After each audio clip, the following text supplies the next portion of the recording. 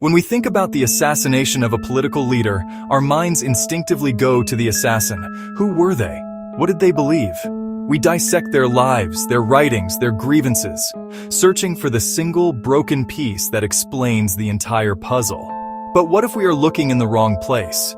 What if the assassin is not the cause, but the final tiny weight that tips a very large, very unstable scale?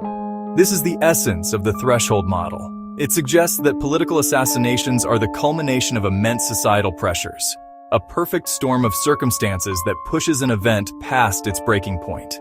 It's a tipping point where accumulated weight suddenly cascades. Imagine society as a large reservoir, held back by a dam. The water level represents the collective stress, anger, division within a nation. The dam is the system of protections, security details, political norms, social cohesion.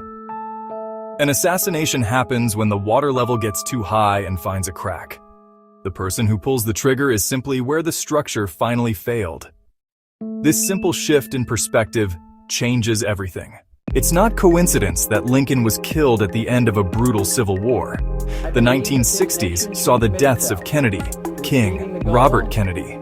These were explosions that occurred because pressure had reached unsustainable levels.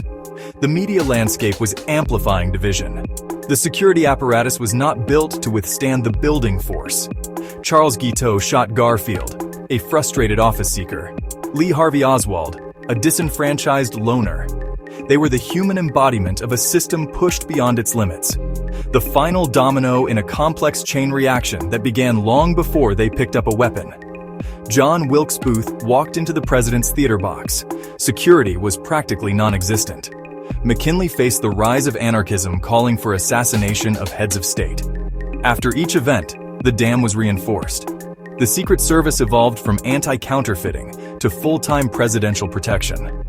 Recent incidents follow the same pattern, rising tension meeting vulnerability. The water level is rising again.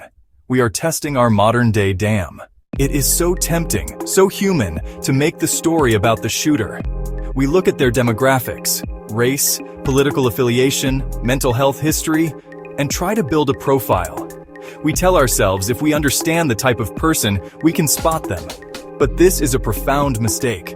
It confuses correlation with causation. Think of it like this. If you see a forest fire, you don't blame the single spark. You look at conditions that allowed the spark to become an inferno. Was there drought? Were winds high?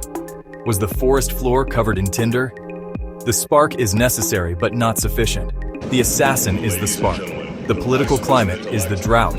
Media environment is the wind. Focusing on whether the spark came from lightning or a match misses the bigger picture. When we fixate on the individual, we fall into a trap. It means we don't examine how our discourse contributes to pressure. The truth is, these people are often unremarkable, not criminal masterminds. Lonely, frustrated, adrift, searching for significance. They become focal points when systemic weakness meets powerful ideological currents. Every major assassination has been followed by building a stronger dam.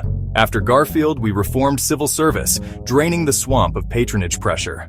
After McKinley, Secret Service mandate was permanently expanded. After Kennedy, protocols for movements, intelligence sharing, coordination were overhauled. But strengthening the dam is only half the solution. It addresses vulnerability, not pressure. A truly preventative approach requires lowering the water level. This isn't about eliminating disagreement. That's democracy's lifeblood. It's about changing the character of disagreement, creating norms. Media organizations must grapple with their role as amplifiers of outrage. Political leaders must model constructive disagreement and condemn incitement. A media ecosystem rewarding nuance acts as a spillway, safely releasing pressure. The threshold model offers a hopeful, if challenging, path forward. These tragedies are not inevitable. They are system failures that can be prevented. We've proven we can reinforce the dam of physical security. The challenge is managing socio-political pressures through smarter discourse. We can consciously work to lower the water level, preventing the next tipping point.